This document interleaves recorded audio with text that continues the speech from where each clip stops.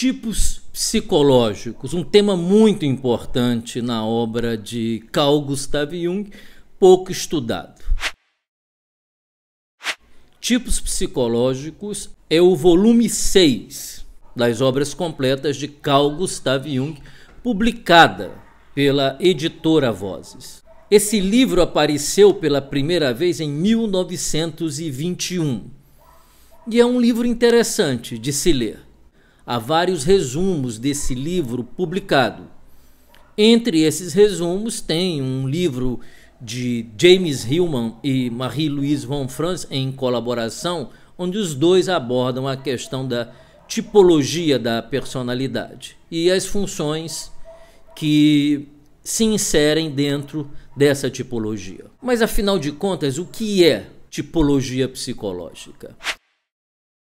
É razoável pensar que todos nós, todos os seres humanos, sem exceção, apresentam uma espécie de aparato, de uma disposição interna para compreender a realidade interna e externa.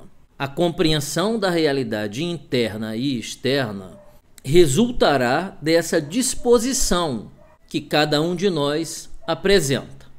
Essa disposição ou esse aparato mental de ler e interpretar a realidade interna e externa foi a isso que Carl Gustav Jung chamou de tipos psicológicos. Então vale a pergunta: quais são os componentes essenciais deste aparato ou desta disposição?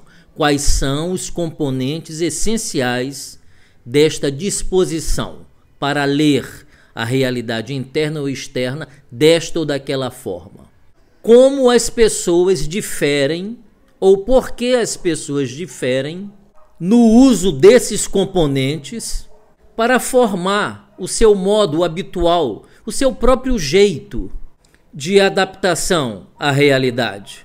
Cada um tem a sua própria forma. E a pergunta é: como as pessoas diferem? Quais são as diferenças, dito de outra forma, entre uma pessoa e outra pessoa? Jung explica. Ele diz que todos nós somos formados por 4 disposições típicas de interpretar a realidade. Portanto, esse aparato ou disposição é constituído de 4 funções. 4 funções psicológicas. A essas 4 funções psicológicas, Jung chamou de sensação, intuição, pensamento e sentimento. 4 funções: sensação, intuição, pensamento e sentimento. Essas são as 4 formas possíveis de se compreender a realidade interna e externa.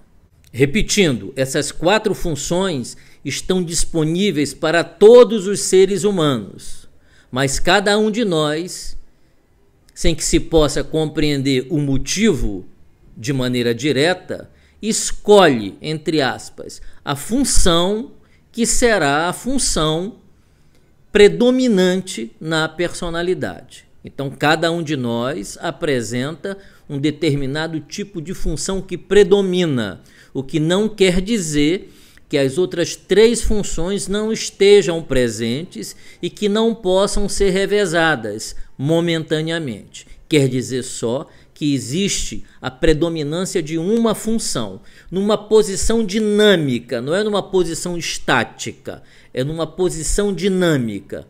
Lembremos até aqui por que Melanie Klein decidiu usar posição esquizoparanoide, posição depressiva, ao invés de falar de estágio, como Freud falou.